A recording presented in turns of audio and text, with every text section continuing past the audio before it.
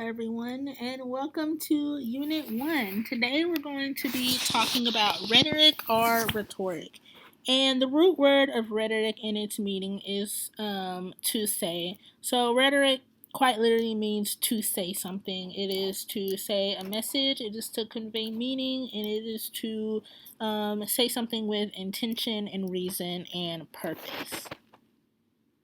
So the thing about rhetoric, it's not just about what you say, it's also about how you say it. So when I talk about rhetoric, I'm not talking just about the things that are said, I'm also talking about the delivery and the form and kind of the craft behind it. So to get started with learning how that craft is built, I have some important terms for you all. We have ethos, pathos, and logos. So starting with ethos, ethos is an appeal to authority. So when I say ethos, I mean how do rhetorical arguments and rhetorical situations, how do they build credibility? And an appeal to authority often means getting professional resources. It means getting input from an established or an authority figure, and it's up to you as a rhetorician and as a creator of rhetorical arguments to figure out where that authority should come from. So what authority are you using? Is it input from sources that you find at the library? Is it an interview from a professional peer that you know? Is it from someone who has a lot of experience, or is it someone that's well known? But again, it's your job as a rhetorician to consider what is an authority and to make this proper appeal to an authority. Okay. Next, we have pathos. Pathos is an appeal to emotion. And really, this is actually the most memorable part of a rhetorical argument. Usually, emotion is what makes your messages seem more relatable, more important, and it really carries a lot of weight and meaning in your rhetorical argument. So emotion doesn't have to be too extreme or on the nose. Basically, emotion is just how do you appeal to the receiver of the rhetorical argument and kind of in a kind of humanistic way. So, talk about what you have in common, make that appeal to emotion, and this will really make your rhetorical arguments memorable. Last is logos, an appeal to logic. So, logic may seem kind of weird. So, the way I like to think about this is an appeal to organization and an appeal to form. So, when I say logos, I am talking about how is a rhetorical argument structured, how is it organized, and how is it built. So, how do you get it? How does the delivery work? If we're talking about a paper or an essay, logos and appeal to logic and organization. How does the opening paragraph work? How does the body work? How does the conclusion work? Um, any other rhetorical argument? How is it organized? How is it built? How is it created as kind of one complete unit? And kind of that organization is the hardest part of building a rhetorical argument. So it's really important for you to kind of look out for that, both when you're receiving rhetorical arguments and when you're creating them. Okay. This next term is kairos. And kairos quite literally means the season of speaking. And to broaden that definition a little bit, it is the use of space, time, context, and presentation. And long story short, kairos is just knowing when and where to say your message. There's a time and a place for everything. Sometimes and some places are better than others. And knowing the kind of chaotic space around a certain argument will really help you attune your message to the time and the topic at hand. So, to give an example, this is an election year, so this is a great season to talk about things related to the election and to democracy.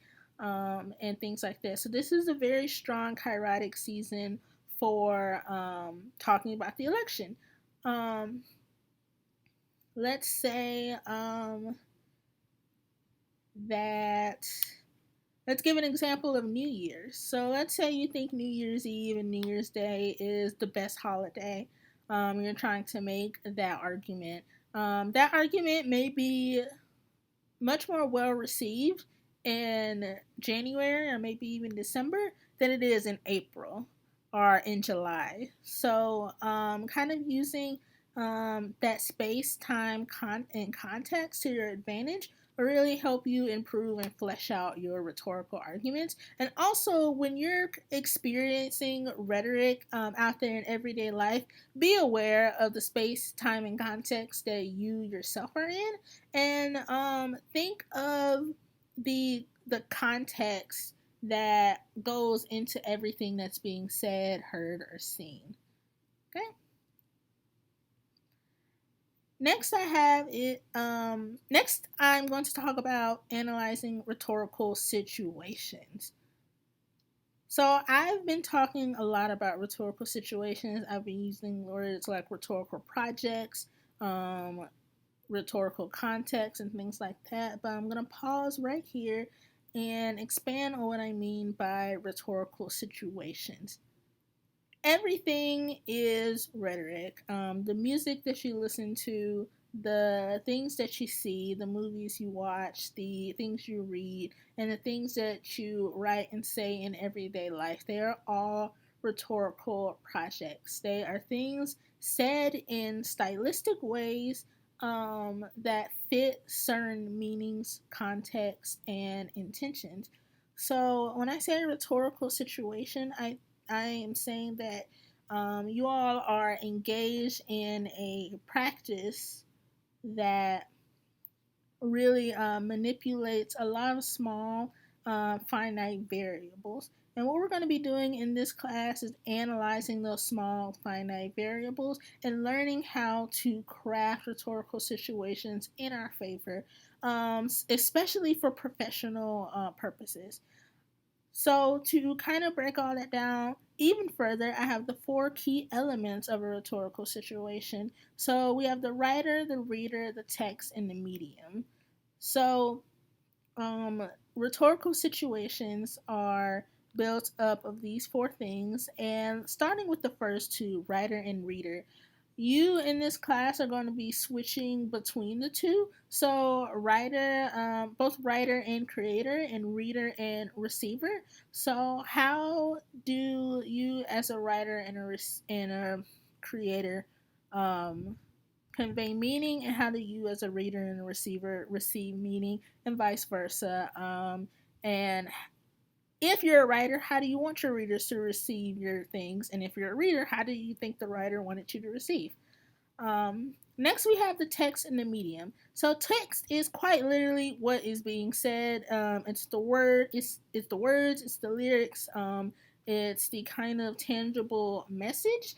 And finally, we have medium. Medium is interesting because it's how we actually receive it. So, medium is the art. It is the music. It is the actual way that we get our rhetorical argument. A medium is the actual paper and the essay. It's the ads. It's the like YouTube thumbnails. Okay.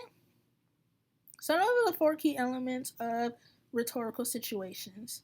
So again, what we're going to be doing in this class is a rhetorical analysis. So when I say a rhetorical analysis, I want you to take these things that we've talked about into consideration. Think about all of these terms. We have logos, pathos, and ethos. And we also have writer, reader, text, and medium. I'm sorry, that's supposed to say medium. And a rhetorical analysis is determining how and why rhetorical projects work the way that they do.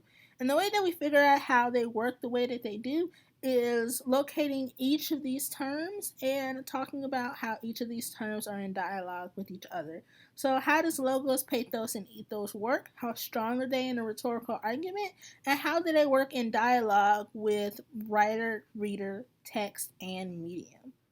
I have an example for you all. This video, if you could pause this recording, click on the video. There should be a PowerPoint link. You can follow me.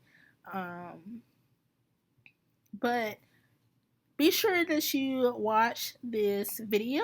And I have a worksheet for you in the next slide. So this video is about the moon landing, and when you're watching it, keep in mind the terms that we just went over. How does logos, pathos, and ethos work here? And how do each element of the rhetorical project, writer, reader, text, and medium, how do those affect the overall construction of this piece and this message? And I have a worksheet for you on the next slide. I'm going to read the questions out loud, but it's also going to be available as a document. So these are the questions that are on your worksheet. So how does this video build logos? When I'm asking how this video builds logos, again, I cannot say this enough. When this video, so how does this video build logos? How is this video organized? What is the structure of this video?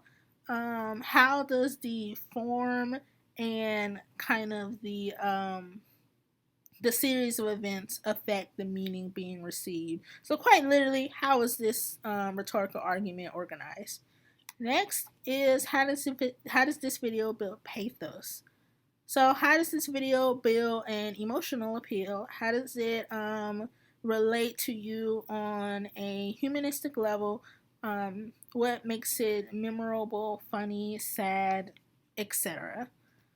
Number 3 is how does this video build ethos? So where does the credibility come from? Where does the authority in this video come from? And how is that authority and credibility built? Number 4, what do you as a reader of this project think are the strongest parts of the rhetorical argument? So you're a reader, you're a receiver. What do you think are the best parts? To put that in simpler terms, what did you like about this rhetorical argument? And number 5, what are the weakest parts? What did you dislike about this argument? Again, this is available as a Google Doc, and this is the assignment needed for your Unit 1. And with that, I will conclude Unit 1. Thank you so much for watching this video. I will have another live recording if you have any questions, or if you'd just like to hear me talk about all of this again. But with that being said, thank you so much. Make sure you turn this in, and that concludes Unit 1.